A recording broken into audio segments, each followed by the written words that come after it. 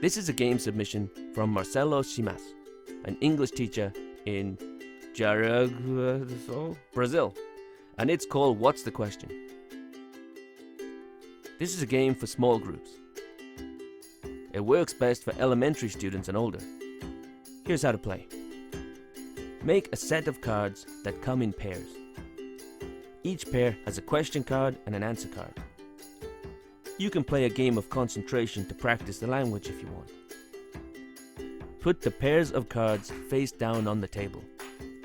Pick up a pair of cards. Read out the answer only. The first student or team to correctly say the question that matches the answer gets a point. If no one answers correctly, place the pair back down on the table and return to them later in the game.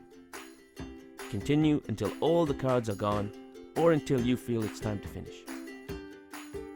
The AGO giveaway winner will be announced on July 1st, 2018. Winners are decided by which video gets the most views, likes and comments across all our media platforms over a 10-day period.